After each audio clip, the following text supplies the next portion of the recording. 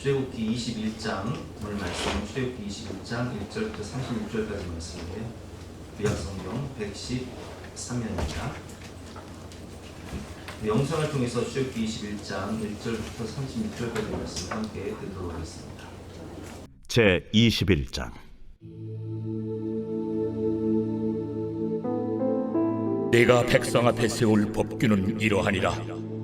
내가 히브리 종을 사면 그는 6해 동안 섬길 것이요 7째 해에는 몸값을 물지 않고 나아가 자유인이 될 것이며, 만일 그가 단신으로 왔으면 단신으로 나갈 것이요 장가 들었으면 그의 아내도 그와 함께 나아가려니와, 만일 상전이 그에게 아내를 주고 그의 아내가 아들이나 딸을 낳았으면 그의 아내와 그의 자식들은 상전에게 속할 것이요 그는 단신으로 나갈 것이로되, 만일 종이 분명히 말하기를 내가 상전과 내 처자를 사랑하니 나가서 자유인이 되지 않겠노라 하면 상전이 그를 데리고 재판장에게로 갈 것이요 또 그를 문이나 문설주 앞으로 데리고 가서 그것에다가 송곳으로 그의 귀를 뚫을 것이라. 그는 종신토록 그 상전을 섬기리라. 사람이 자기의 딸을 여종으로 팔았으면 그는 남종같이 나오지 못할지며, 만일 상전이 그를 기뻐하지 아니하여 상관하지 아니하면 그를 속량하게 할 것이나, 상전이 그 여자를 속인 것이 되었으니 외국인에게는 팔지 못할 것이요 만일 그를 자기 아들에게 주기로 하였으면 그를 딸같이 대우할 것이요 만일 상전이 다른 여자에게 장가들지라도 그 여자의 음식과 의복과 동침하는 것은 끊지 말 것이요 그가 이 3가지를 시행하지 아니하면 여자는 속전을 내지 않고 거저 나가게 할 것이니라. 사람을 쳐 죽인 자는 반드시 죽일 것이나, 만일 사람이 고의적으로 한 것이 아니라 나 하나님이 사람을 그의 손에 넘긴 것이면 내가 그를 위하여 한 곳을 정하리니 그 사람이 그리로 도망할 것이며, 사람이 그의 이웃을 고의로 죽였으면 너는 그를 내 제단에서라도 잡아내려 죽일지니라. 자기의 아버지나 어머니를 치는 자는 반드시 죽일지니라. 사람을 납치한 자가 그 사람을 팔았든지 자기 수하에 두었든지 그를 반드시 죽일지니라. 자기의 아버지나 어머니를 저주하는 자는 반드시 죽일지니라. 사람이 서로 싸우다가 하나가 돌이나 주먹으로 그의 상대방을 쳤으나 그가 죽지 않고 자리에 누웠다가 지팡이를 짚고 일어나 걸으면 그를 친 자가 형벌을 면하되 그간의 손해를 배상하고 그가 완치되게 할 것입니다. 사람이 매로 그 남종이나 여종을 쳐서 당장에 죽으면 반드시 형벌을 받으려니와, 그가 하루나 이틀을 연명하면 형벌을 면하리니 그는 상전의 재산임이라. 사람이 서로 싸우다가 임신한 여인을 쳐서 낙태하게 하였으나 다른 해가 없으면 그 남편의 청구대로 반드시 벌금을 내되 재판장의 판결을 따라 낼 것이니라. 그러나 다른 해가 있으면 갚되 생명은 생명으로, 눈은 눈으로, 이는 이로, 손은 손으로, 발은 발로, 된 것은 된 것으로, 상하게 한 것은 상함으로, 때린 것은 때림으로 갚을지니라. 사람이 그 남종의 한 눈이나 여종의 한 눈을 쳐서 상하게 하면 그 눈에 대한 보상으로 그를 놓아줄 것이며, 그 남종의 이나 여종의 이를 쳐서 빠뜨리면 그 이에 대한 보상으로 그를 놓아줄지니라. 소가 남자나 여자를 받아서 죽이면 그 소는 반드시 돌로 쳐서 죽일 것이요 그 고기는 먹지 말 것이며 임자는 형벌을 면하려니와, 소가 본래 받는 버릇이 있고 그 임자는 그로 말미암아 경고를 받았으되 단속하지 아니하여 남녀를 막론하고 받아 죽이면 그 소는 돌로 쳐 죽일 것이고 임자도 죽일 것이며, 만일 그에게 속죄금을 부과하면 무릇 그 명령한 것을 생명의 대가로 낼 것이요 아들을 받든지 딸을 받든지 이 법규대로 그 임자에게 행할 것이며, 소가 만일 남종이나 여종을 받으면 소임자가 은 30세겔을 그의 상전에게 줄 것이요 소는 돌로 쳐서 죽일지니라. 사람이 구덩이를 열어두거나 구덩이를 파고 덮지 아니하므로 소나 나귀가 거기에 빠지면 그 구덩이 주인이 잘 보상하여 짐승의 임자에게 돈을 줄 것이요 죽은 것은 그가 차지할 것이니라. 이 사람의 소가 저 사람의 소를 받아 죽이면 살아있는 소를 팔아 그 값을 반으로 나누고 또한 죽은 것도 반으로 나누려니와 그 소가 본래 받는 버릇이 있는 줄을 알고도 그 임자가 단속하지 아니하였으면 그는 소로 소를 갚을 것이요 죽은 것은 그가 차지할지니라. 오늘 말씀의 제목은 모든 영혼은 하나님의 자녀이다 라는 제목으로 본 말씀 중에서 함께 은혜를 나누겠습니다. 오늘 말씀 보면 이제 종법에 대해서 나오는데, 원래 하나님께서 이 말씀을 주실 때 배경을 보면 우리가 너무 잘 아는 대로 이스라엘 백성들이 애굽에서 노예로 있다가 출애굽한 다음에 시내산에서 율법을 받잖아요. 그러니까 이 그 노예로 있던 하나님의 백성들을 하나님이 해방과 자유를 주시면서 이 말씀 주신 거기 때문에 우리가 하나님의 이 말씀의 의도를 잘 깨달아야 돼요. 하나님은 모든 사람이 하나님의 자녀이기 때문에 사실 노예가 되는 것을, 종이 되는 것을 원치 않으세요. 그래서 우리가 너무 잘 아는 대로 영국 노예 해방 운동의 선구자 했던 윌버포스 의원 같은 경우도 믿음이 굉장히 좋은 사람이었죠.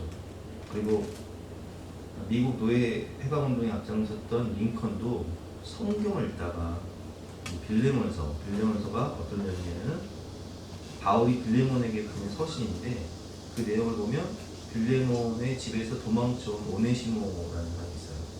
그 사람이 은혜를 받고 예수 믿게 됐고 바울 옆에서 바울을 도와주는 사람이 되었는데, 이 오네시모라는 그 종을 빌레몬의 집에 돌려보내면서 오네시모를 용서하고 형제처럼 대우해라, 이렇게 가르치는 내용이 바로 빌레몬서예요. 그래서 링컨 대통령도 이 빌레몬서를 읽다가 은혜를 받고 성경을 근거해서 노예 해방 운동을 한 거예요. 근데 오늘 본 말씀을 보면 종법에 대한 내용이기 때문에 우리가 하나님의 의도를 알고 이 말씀을 배워야 되는데, 종도 하나님의 자녀라는 거예요. 그래서 오늘 본 말씀 보면 6년 동안은 그 히브리 종이 비록 경제적인 이유로 팔렸다 할지라도 6년 동안은 일을 하다가 7년 안전수죠. 친후 안전수인데 7년째 되는 해에는 자유를 주랍니다. 그리고 그가 결혼을 한 사람은 아내와 함께 자유를 주고 하여튼 본 말씀을 보면서 보겠습니다. 이제 오늘 본 말씀을 보면 사람이 무엇 때문에 종이 되나요? 우리가 창세기를 보면 이 요셉 시대에 애굽에 7년 기근이 오지 않습니까? 7년 흉년이 와요. 그래서 사람들이 처음에는 가축을 팔죠. 가축을 팔다가 나중에는 뭘 팔아요? 토지를 팔아요. 토지를 팔다가 나중에는 정말 먹고 살 길이 없으니까 자식이나 자신을 팔아요. 창세기 47장 13절부터 보겠습니다. 기근이 더욱 심하여 사방에 먹을 것이 없고 애굽 땅과 가나안 땅이 기근으로 황폐해집니다. 19절 말씀 보니까 우리가 어찌 우리 토지와 함께 주의 목전에 죽으리까? 우리 몸과 우리 토지를 먹을 것을 주고 사소서. 우리 몸과 우리 토지를 먹을 것을 주고 사달라는 얘기예요. 그러니까 우리가 자원해서 종이 되겠다는 거예요. 왜? 살아남기 위해서. 이거 안 팔면 지금 다 굶어 죽게 생겼거든요. 우리가 토지와 함께 바로의 종이 되니 우리에게 종자를 주시면 우리가 살고 죽지 아니하며 토지도 황폐하게 되지 아니하리이다. 그래서 요셉이 애굽 전역에 있는 그 백성들의 요구를 받아들여요. 이처럼 가나안 땅에 들어가서도 어쩔 수 없는 이 기근이나 흉년을 만났을 때 사람들이 경제적인 이유로 밭을 팔기도 하지만 가족을 팔기도 하고 또 자신이 노예로 종으로 들어간 경우가 있었다는 거예요. 그런 경우에 1절과 2절 말씀에 보면 내가 백성 앞에 세운 법규는 이러하니라. 내가 히브리 종을 사면 그는 6해 동안 섬길 것이요 7째 해에는 몸값을 물지 않고 나가 자유인이 될 것입니다.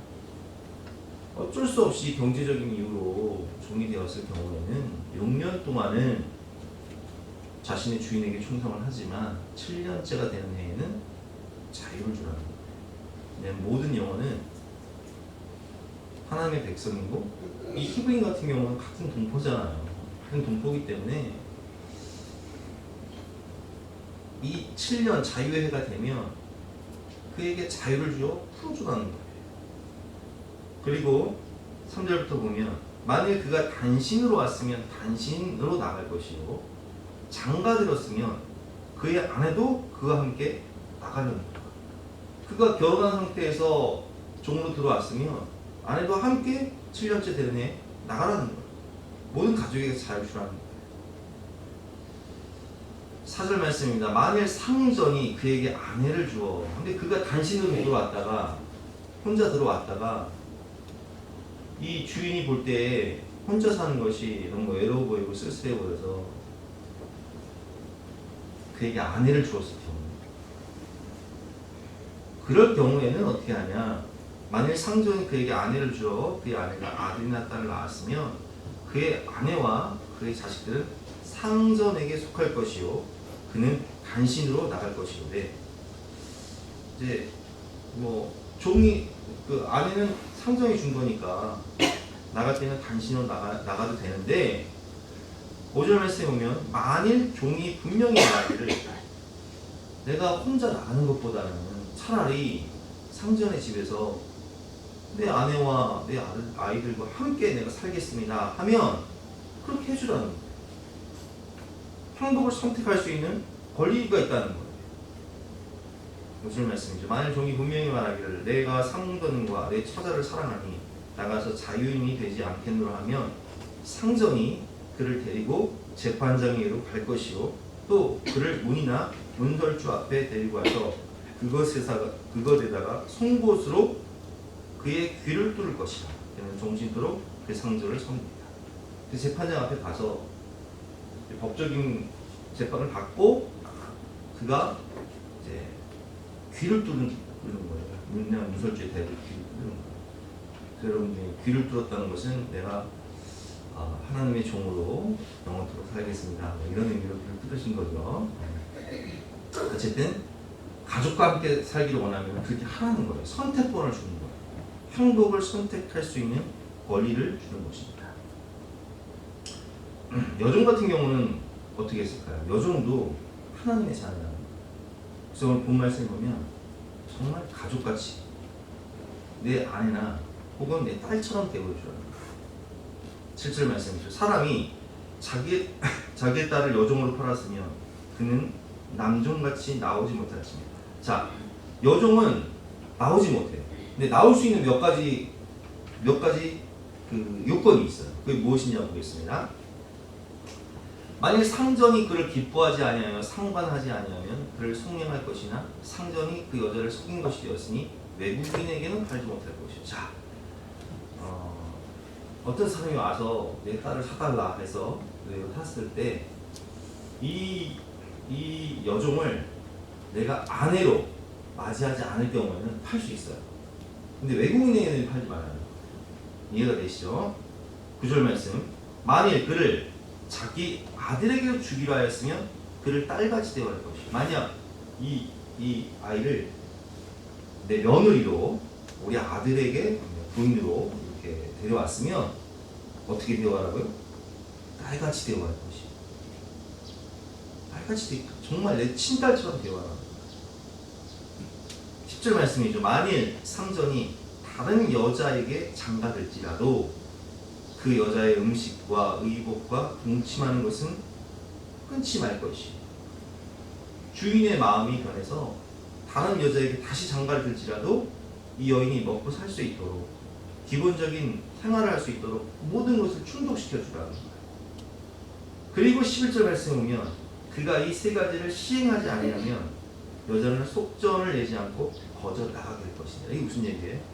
만약 주인이 이것을 시행하지 않으면, 먹을 것도 주지 않고 옷도 주지 않고 이거 시행하지 아니하면 그냥 내보내는 거예요. 자유를 주라는 거예요. 이 여종에게 살 길을 열어주라는 거예요. 더 이상 이 집에 여종으로 있을 필요가 없잖아요. 아내 대우를 받는 것도 아니고 딸 대우를 받는 것도 아니고. 그럴 경우에 자유를 주라는 거예요. 거저 나가게 하라는 거예요. 속전을 내지 않고 나가라는 거예요. 모든 영혼은 하나님의 자녀예요. 그래서 자유를, 행복을 선택할 수 있는 권리를 주시고 또 여종 같은 경우에는 아내처럼 대우하거나 아니면 딸처럼 대우하는 거예요. 그렇지 않으면 내보내라는 거예요. 자유를 주라는 거예요. 두 번째, 모든 생명을 존중하고 모든 영혼은 하나님의 형상이기 때문에 모든 생명을 존중하기 위해서 어떻게 하냐, 사람을 죽인 자는 반드시 죽이라는 거예요. 본 말씀 12절 보겠습니다. 12절, 사람을 쳐 죽인 자는 반드시 죽일 것이나. 14절 말씀입니다. 사람이 그의 이웃을 고의로 죽였으면 너는 그를 내 제단에서라도 잡아내려 죽을지니라. 사람을 납치한 자가 그 사람을 팔았든지 자기 수하에 두었든지 그를 반드시 죽일지니라. 사람을 죽인 사람은 반드시 죽이라는 거고요, 사람을 납치한 사람도 반드시 죽이라는 거예요. 왜 그러냐? 사람은 하나님의 형상이고 모든 영혼은 하나님의 자녀인데, 여러분, 우리가 요즘에 법이 참 이 문제가 있는 게, 요즘에 보복살인 많이 하잖아요. 헤어진 여자친구의 가족들을 죽이는 경우가 있어요. 그리고 헤어진 여자친구가 죽이는 경우가 있어요. 근데 그런 경우는 그 여자친구와 그 여자친구 가족 한 3명을 죽이면, 이건 여러분 정말 이거 사형에 쳐야 돼요. 그런데 이 사람이 정신적으로 이 말도 안 되는 거 가지고 무기징역도 아니고 한 30년 받아버려. 그럼 여러분이 만약 그 희생자의 가족이라면, 피해자의 가족이라면 어떻게 했어요? 정상적인 삶을 살 수 있겠어요? 우리 가족들이 그렇게 억울하게 한두 명도 아니고 3명이나 죽었는데, 이 사람이 사형 판결을 받지도 않고 사형 집행도 하지 않고 감옥에서 등 따시고 배부르게 살아. 이거 못 사는 거예요. 근데 하나님 뭐라고 말했어요? 사람을 죽인 자는, 이 하나님의 형상, 너무나 소중한 내 자녀를 죽여? 그럼 너도 죽어. 엄하게 다스리라는 얘기예요. 사람을 납치한 자도 죽이라는 얘기예요. 이렇게 법을 엄하게 해야 사람을 납치하거나 죽이지 않죠. 중국 같은 경우는 엄벌에 처하잖아요. 사형 즉각 집행해버리잖아요. 근데 이게 공의가 사라지니까, 성경은 하나님은요, 사랑의 하나님이시기도 하지만 공의의 하나님이시기도 하세요. 공의가 무너지면, 아이들을 키울 때에도 사랑으로 키워야지만, 공의가 무너지면 애가 너무 무질서하고 막 지맘대로 행동하잖아요. 마찬가지예요. 질서의 하나님은 인간을 사랑하시기 때문에 우리를 위해서 사람을 죽인 자는 반드시 죽여라, 사람을 납치한 자도 반드시 죽여라. 그가 만약 사람이 그의 이웃을 고의로 죽였으면 너는 그를 내 제단에서라도 잡아내려 죽일지니라. 이렇게 강력하게 엄벌에 처하게 하시는 거예요. 누구를 위해서? 우리를 위해서.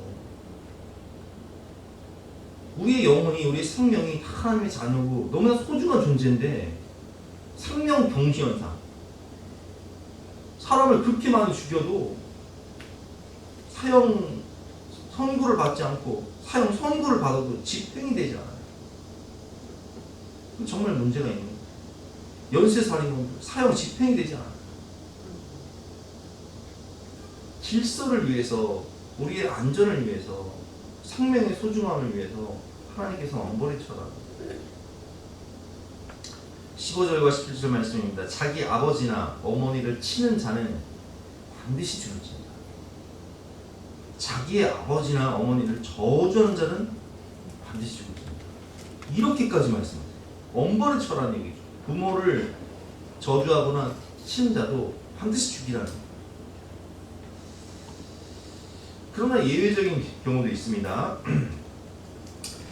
우리가 오늘 말씀을 보면 예외적인 경우에, 좀 이따 보겠지만, 고의로 사람을 죽이는 게 아니라 실수로 사람을 죽이는 경우도 있잖아요.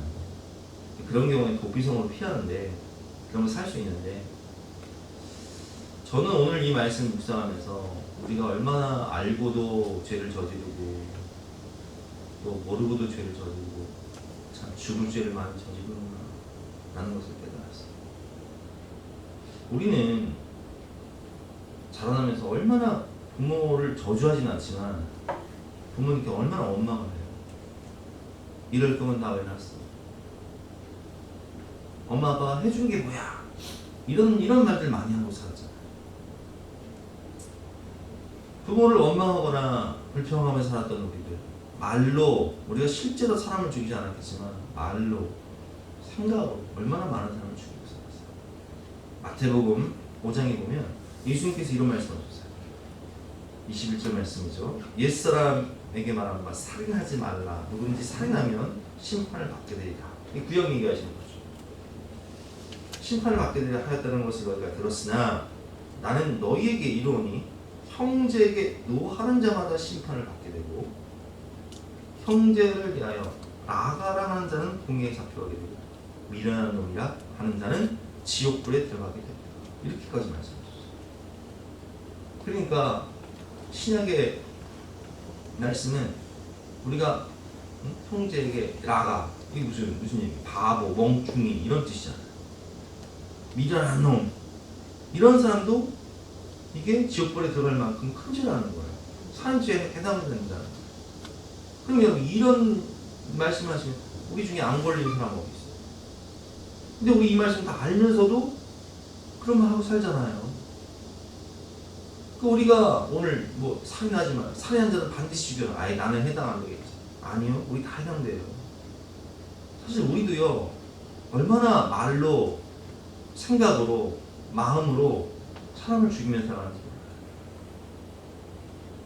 귀신은 뭐 하는지 몰라. 저 인간 안 데려가고. 이런 생각 많이 하죠.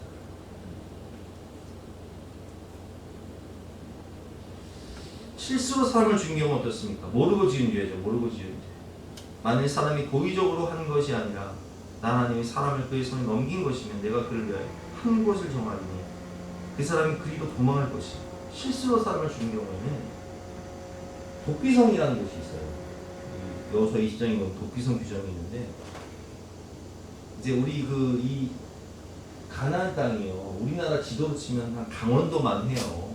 강원도만 한 땅에 6개의 도피성을, 6개, 의단 동편에 3개, 의단 서편에 3개, 그래서 위아래로 이렇게 6개의 도피성을 만들어 놔서 부지 중에 옷을 한 자, 그러니까 예를 들면 뭐 같이 친구와 함께 나무를 하러 갔다가 도끼를 이제 찍었는데 이 도끼나에 날아가서 실수로 친구의 머리에 맞아서 이제 사고사로 죽은 경우, 이건 내 의도한 게 아니잖아요. 이렇게 내가 실수로 사람을 죽인 경우에는 빨리 도피성으로 도망가야 돼요. 이 도피성으로 도망가요. 그럼 어떻게 되냐? 거기서 재판을 받아요. 이 사람이 정말 실수로 사람을 죽였는지 아니면 고의로 사람을 죽였는지를 조사를 해서 재판을 하는데, 실수로 사람을 죽였으면 그 도피성에 머물면서 사는데 언제까지 사냐? 그 도피성의 제사장이 죽을 때까지. 그 도망도 잘 가야 되는 거예요. 잘못 갔다가는 아주 도피성에서 평생을 사는 수가 있고, 정말 이게 하나님 은혜면 도피성 갔다가 내일 제사장이 죽으면 그냥 그날로 해방인 거예요. 근데 제사장이 죽으면 해방이라는 의미가 굉장히 중요한 게, 우리를 위해서 죽으신 대제사장이 계세요. 그게 누구예요? 예수님입니다. 히브리서를 보면 예수님이 우리를 위해 죽으셨다는 거예요. 히브리서 4장 10절 말씀. 그러므로 우리에게 큰 대제사장이 계시니 승천하시니 곧 하나님의 아들 예수시라. 우리가 믿는 도리를 굳게 잡을지어다. 우리에게 있는 대제사장은 우리의 연약함을 동정하지 못하실 이가 아니요 모든 일에 우리와 똑같이 시험을 받으신 노되 죄는 없으십니다. 그러므로 우리는 국나심을 받고 때를 따라 돕는 은혜를 얻기 위하여 은혜의 보좌 앞에 담대히 나아갈 것입니다. 아멘. 우리가 알고 저지른 죄, 또 모르고 저지른 죄, 그 모든 죄를 담당하시고, 로마서 5장 8절 말씀에 우리가 아직 죄인 되었을 때 그리스도께서 우리를 위하여 죽으심으로 하나님께서 우리에 대한 자기의 사랑을 확증하셨느니라 말씀하셨습니다. 우리가 의인이 아니라, 우리가 부지 중에 우리가 실수로 사람을 죽인 게 아니라 우리가 말로, 우리가 생각으로, 마음으로 다른 사람을 죽이며 살았지. 정말 큰 죄를 저지르며 살았지만 그런 우리를 위해서 누가 죽으셨다고요? 예수님 되신 거죠. 오늘 본문을 보면 동해보상법이라는 것이 있습니다. 동해보호법. 동해보호법은 뭐라고? 똑같이 해주라는 거예요. 똑같이. 23절 말씀이죠. 그러나 다른 해가 있으면 갚되 상명을 상명으로 눈은 눈으로 이는 이로 갚으라. 근데 상명을 상명으로 갚으시는 이가 있어요. 이게 누구예요? 예수님. 우리는 죄 때문에 다 심판받아 죽어 지옥에 갈 수밖에 없는 죄인 중에 개수와 같은 우리인데 내 너를 위하여 목머려 피 흘리며 십자가에 못 박혀 너를 대신해 주겠다. 내가 너에게 살 길을 주겠다. 너는 나의 의의 옷을 바쳐 말씀하신 건 우리를 위해서 죽으신 대제사장 예수 그리스도. 살 길을 열어주셨죠. 휘장 있죠. 성소의 휘장이 쫙 찢어지면서 우리가 하나님께 나아갈 수 있는 생명의 길, 천국의 길을 열어주십니다. 오늘 본문에 보면 동해보호법이라고 하는데 제가 한번 읽어보겠습니다. 그러나 다른 해가 있으면 갚되 생명을 생명으로, 눈은 눈으로, 이는 이로, 손은 손으로, 발은 발로, 된 것은 된 것으로, 상한 것은 상함으로, 때린 것은 때림으로 갚을지니라. 사람이 그 남종의 한 눈이나 여종의 한 눈을 쳐서 상하게 하면 그 눈에 대한 보상으로 그를 놓아줄 것이며 그 남종의 이나 여종의 이를 쳐서 빠뜨리면 그 이에 대한 보상으로 그를 놓아줄지니라. 자, 눈은 눈으로, 이는 이로, 된 것은 된 것으로. 이게 참 중요한 게요. 제가 이제 아이를 키워보니까 우리는 이제 셋이잖아요. 아이가 셋인 경우는 굉장히 많이 싸웁니다. 애가 둘인 경우에는 선이 하나예요. 근데 애가 셋인 경우는 선이 세 개예요, 세 개. 싸울 일이 굉장히 많아요. 새 키워보신 분들은 아시겠지만 엄청 싸워요. 그러면 어떤 경우는 오빠가 날 때렸다, 동생이 날 때렸다 찾아와요. 그럼 어떻게 해야 되는지 아세요? 이대로 하면 되느냐? 몇 대? 어디 몇 대? 8대? 똑같이 때려. 그래야 싸움이 거죠. 근데 네가 오빠니까 참아라, 네가 동생이니까 참아, 이런 소리 했다가는 그냥 뒤집어지는 거야. 왜? 오래 못 살겠다는 거예요. 이해가 되시죠? 구약의 율법은요, 이게 이런 원리예요. 내 눈에 눈물 나게 그런 건 큰 눈물 나요. 이걸 막으신 거예요.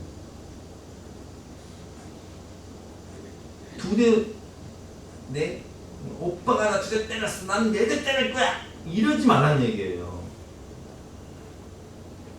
똑같은 수준. 그러니까 우리가 애들 싸움이 어른 싸움이 되고 집안 싸움이 되잖아. 근데 애들 싸움에서 그치게 해야 된다는 얘기예요. 애들 싸움이 집안 싸움 되면 안 된다는 얘기예요. 딱 거기서만 멈추라는 얘기예요. 그러니까 하나님께서는 우리를 위해서 억울함을 풀어주시고 더 심한 복수를 하지 못하도록 이 동해보호법을 만드신 거예요. 그러나 이제 믿음의 분량이 중요한 거죠. 제가 어릴 때는 그렇게 가르치지만 우리 성도님들한테는 뭐라고 가르쳐요? 원수를 사랑하고 핍박하는 자를 위해 기도하십시오. 예수님 뭐라고 말씀하셨어요? 오른편방을 때리거든 왼밤을 대줘라. 겉옷을 달라고 하거든 속옷까지 줘라. 오리를 가자고 하거든 심리를 같이 가라. 근데 이게 안 되는 사람이 있어요. 안 되는 사람.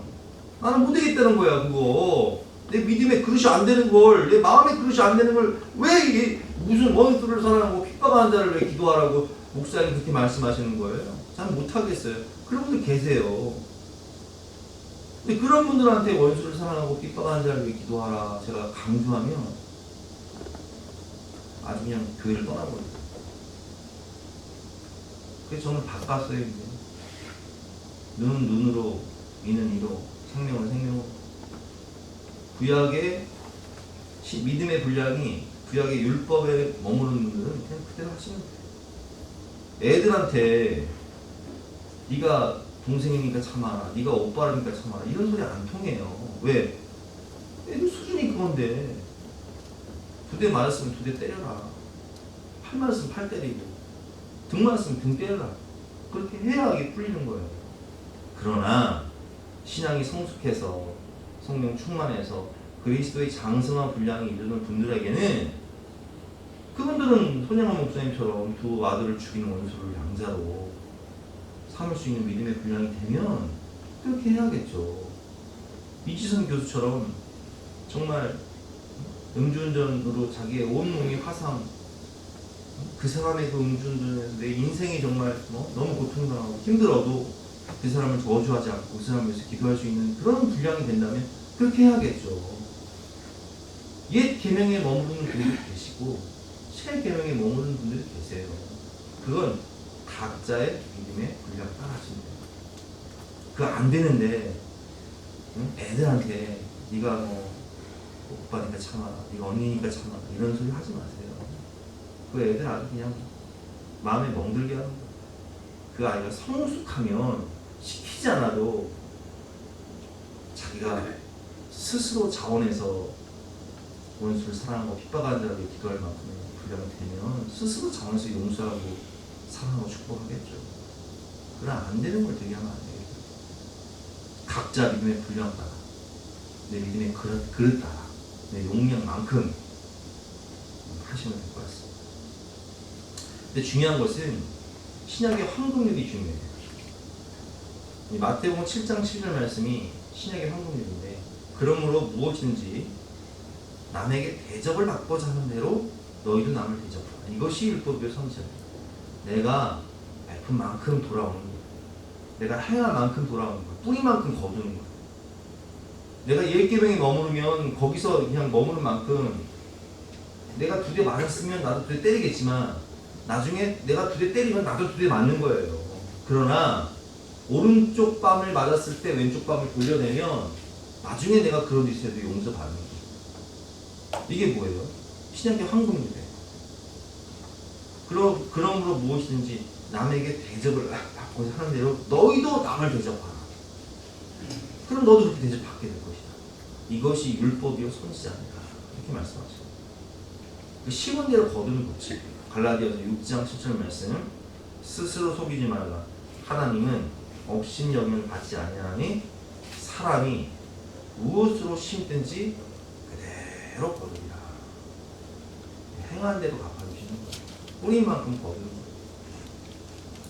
내가 평소에 정말 기도해서 넓은 마음으로 덕을 많이 행하고 사랑을 많이 뿌리면 그대로 거두는 거고요. 내 마음에 그릇이 좁아서 옹졸하고 편협하게 살면 나도 이제 당하는 거예요. 똑같이 당하는 거예요. 세 번째, 남의 생명과 재산도 귀하다. 모든 것은 주님의 책임이라는 거죠. 소가 남자나 여자를 받아서 죽이면 그 소는 반드시 돌로 쳐서 죽일 것이요, 그 고기는 먹지 말 것이며 인자는 형벌을 면하려니와. 소가 본래 받는 버릇이 있어. 그래서 단속을, 이 소는 진짜 위험하니까 단속 잘하세요. 이렇게 이제 경고를 받았음에도 불구하고 그로 말미암아 경고를 받았을 때 단속하지 아니하여 남녀를 막론하고 받아 죽이면 그 소는 돌로 쳐 죽일 것이요 인자도 죽일 것이니 주인도 죽이라는 거예요. 이 소가 사람을 받았을 때 이 소가 경고나 사람들한테 위협적인 존재, 순한 소였어. 근데 사람을 받아 죽이면 이 소만 돌로 쳐 죽이는데, 이 소가 사랑을 돌아서 평소에도 사람을 많이 들이받고 굉장히 위험한 조짐이 많았어요. 근데 소가 사람을 받아 죽이면 이건 누구의 책임이다? 주인의 책임이다. 단속하지 않은 주인의 책임이므로 생명을 갚아가요. 주인도 죽이잖아요. 요즘에 우리가 개들 많이 키우시잖아요. 개한테 물려 죽는 사고가 굉장히 좀 많아요. 맹견들. 조그만 개들은 쪼꼬같이 조그만 개들은 괜찮아. 물어봤자. 근데 맹견들이 있다고, 맹견들. 근데 맹견을 막 입마개도 안 하고 막 그 사람을 막 물어 죽여. 그럼 누구 책임이라는 얘기예요? 주인의 책임이에요. 얼마 전에 우리가 뭐 얼마 뉴스인데 뭐 8살짜리 애가 걔가 8살짜리 애를 물어서 목을 물어가지고 얘가 진짜 거의 죽을 뻔한 거야. 근데 이제 길을 가던 택배 기사 아저씨가 이걸 보고서 그 애를 구한 거예요. 이 사람을 죽일 뻔한 걔를 이거 어떻게 해야 되냐. 살점을 해야 된다. 살점을 하려고 했는데 뭐 검찰에서 맞고 또 동물단체에서 이게는 원래 순한 거다. 우리가 키우겠다. 그래서 그 뉴스를 보고 이제 막 댓글 달린 거거든요. 이 가족이 불려갔을 거야. 그런 소리가 나와. 어? 인권이 아니라 개권까지 챙겨야 되냐. 그런 뉴스를 본 적이 있어요. 여러분, 이게요. 심각한 거예요. 엄벌에 처할 건 엄벌에 쳐야죠. 살점을 할 때 살점은 해야죠. 아니 뭐 사람을 물어 죽일 만한 개도 뭐 이렇게 살려서 뭐 키우면 누가 그럼 이런 사고가 계속 반복되는 거예요. 단속하라는 거예요. 이게 단속하지 아니하면 제가 빨간 글씨 단속하지 않다가 사고 나면 주인 책임이라는 얘기예요. 그만큼 남의 생명과 남의 재산도 귀중하다는 거예요.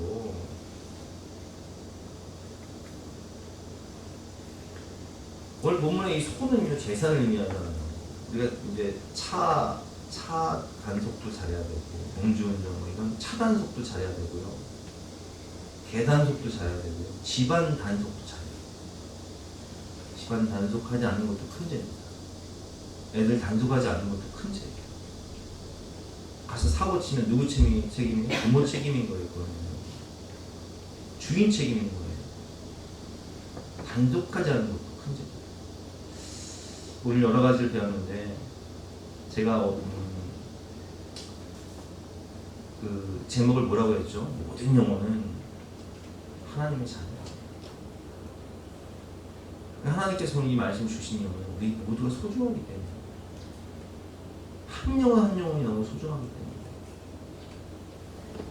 그 영혼들의 생명과 재산을 지키기 위해서 서로가 서로를 존중히 여기라. 7년이 되는 자유를 줘. 여종일지라도 가족처럼 딸처럼 대우가. 그렇게 안 대할 것 같으면 자유를 줘. 죄인된 우리를 위해서 죽을 죄인된 우리를 위해서 예수님 십자가에서 죽으신 이유가 뭐예요? 그만큼 우리를 사랑하시고 그만큼 우리가 소중하기 때문에 우리는 예수님자의 인생이기 때문에 우리 하나님의 형상이기 때문에 내가 죄인된 너를 위해 대신 죽을 테니 너는 나의 의의 옷을 입고 예수님처럼 살아라. 이렇게 말씀하신 만큼 우리 한 영혼 한 영혼이 소중한 영혼이에요. 내가 소중한 것처럼 남도 소중한 것입니다. 내가 하나님의 자녀일 뿐만 아니라 저 영혼도 하나님의 자녀임을 깨닫고 서로가 서로를 귀히 여기시는 저와 여러분 되시기를 주님의 이름으로 축원합니다. 우리 함께 주신 말씀 생각하면서 찬양하시기 바라겠습니다.